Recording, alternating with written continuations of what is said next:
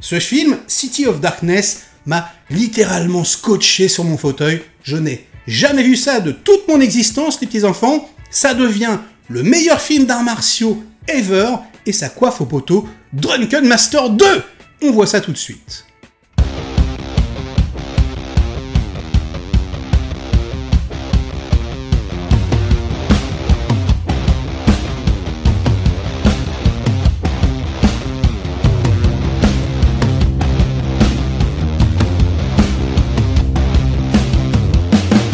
Salut les cinéphages, c'est Merege et aujourd'hui l'heure est grave, arrêtez tout, on a enfin trouvé le successeur de Time and Tide en matière de films d'action hongkongais.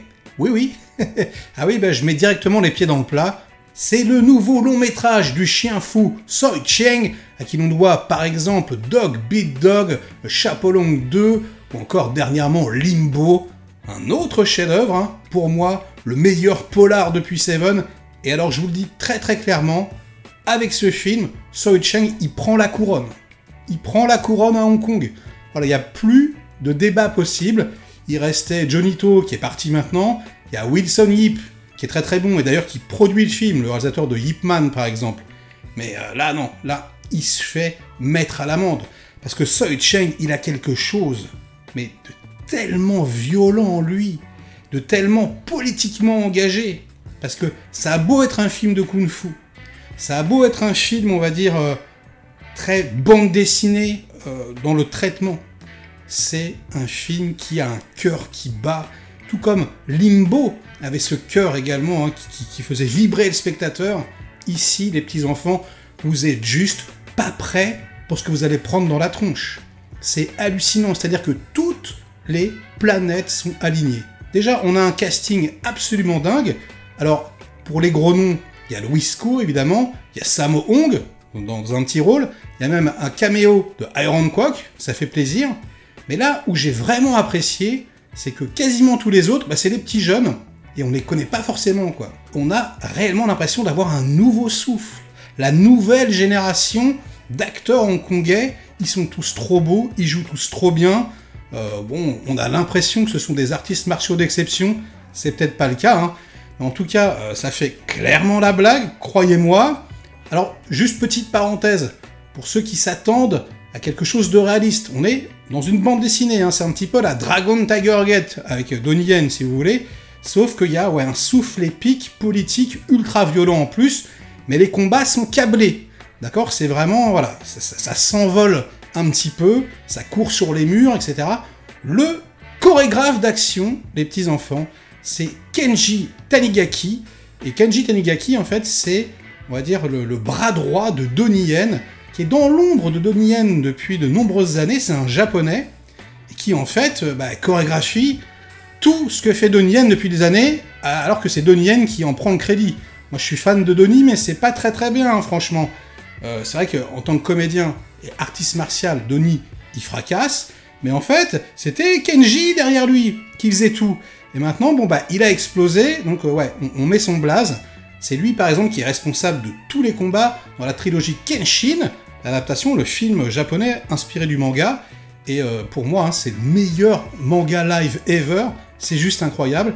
Et donc, Kenji Tanigaki, les petits-enfants, c'est le meilleur chorégraphe à l'heure actuelle, et j'ai envie de dire ever. Je vous assure, c'est même plus un jaw dropping, les enfants. Vous allez ramasser tout votre corps en pièces détachées et quelqu'un va devoir venir vous sortir de votre fauteuil tellement vous allez vous faire pulvériser. Mais au niveau du cadrage des scènes d'action, rien que les focales utilisées, la façon dont on filme les corps, la précision chirurgicale entre chaque cut quand on passe d'un plan à l'autre avec un début, un milieu et une fin, à chaque plan utilisé, et une idée chorégraphique complètement dingue. Des trucs qu'on n'a jamais vus. Alors des trucs qu'on a vus, et j'ai envie de dire de très belle manière, c'est une sorte de best-of, mais également donc des choses complètement inédites, avec de la rage, de la fureur, parfois même de l'angoisse, de la peur, et parfois même de la drôlerie. On passe par tous les états, par toutes les émotions. Mais je vous assure, c'est juste exceptionnel. On a en plus, pour la musique, un autre Kenji. Kenji Kawai, s'il vous plaît. Eh ouais, un master killer. Donc celui qui fait la BO, par exemple, de tous les Ip Man. Donc là, il y a vraiment une saveur Wilson Yip. Hein. Et là, je vous assure, il signe son plus beau score depuis Ip Man le premier. C'est juste, mais exceptionnel. Et tout est parfait. L'histoire, ils sont 4, les mecs. Ils ont adapté donc un bouquin, hein, City of Darkness.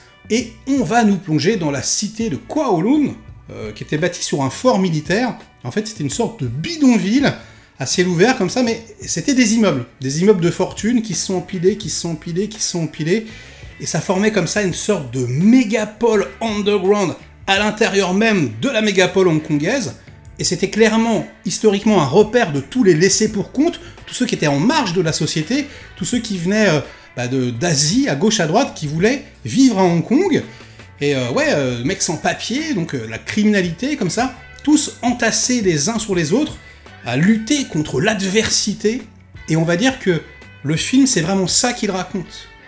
L'histoire de ces gens-là qui ont vécu et qui se battaient quotidiennement contre la misère, la plus totale et autres joyeuseté. Alors, au niveau de la direction artistique, ce cadre amène quelque chose d'extrêmement original, donc de très Choyark, hein, dans l'esprit de très Time and Tide, avec des trous littéralement dans les murs. On peut parfois, en se baissant, voir des trous béants, des immeubles extrêmement serrés, des gens qui vont dormir sur les toits, par exemple sur les toits en tuiles.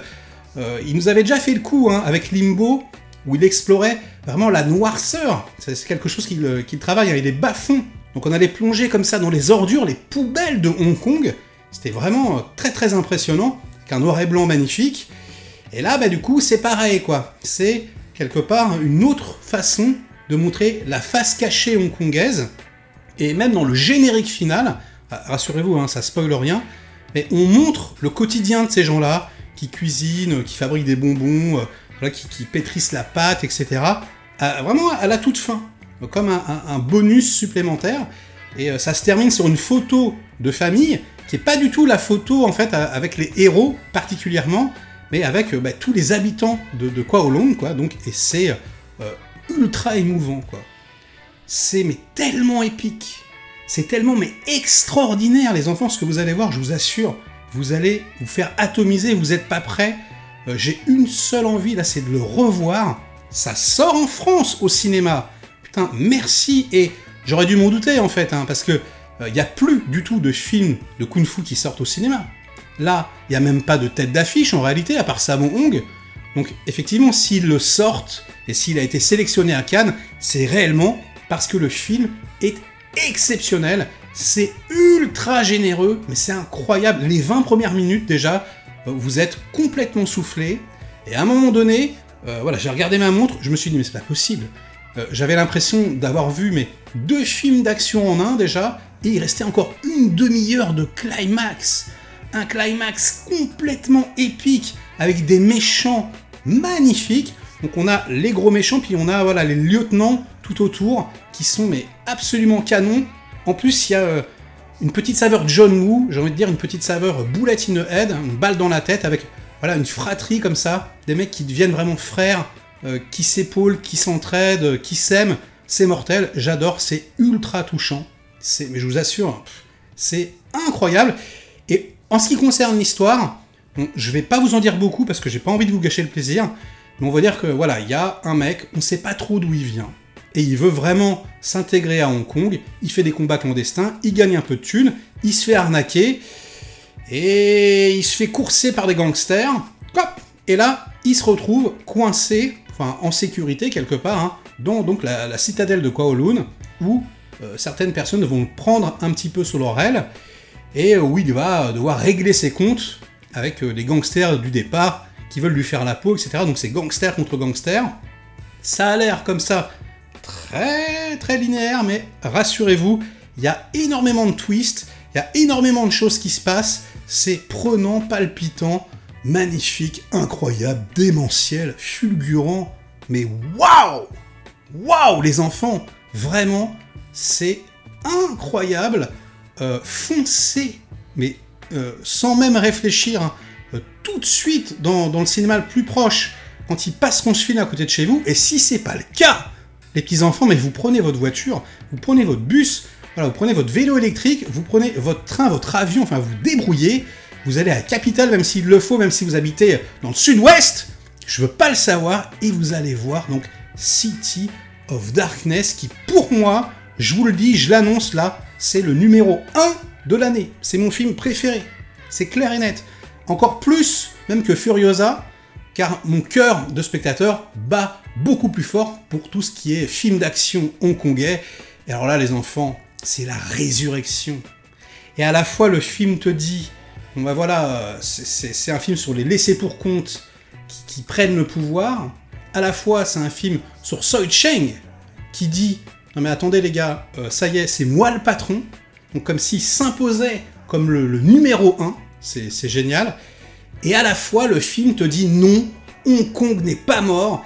Et avec ce métrage, il reprend sa place de numéro 1 dans le monde du cinéma d'action, quoi. Ce film-là, c'est du jamais vu, et il y en a un tous les 15-20 ans.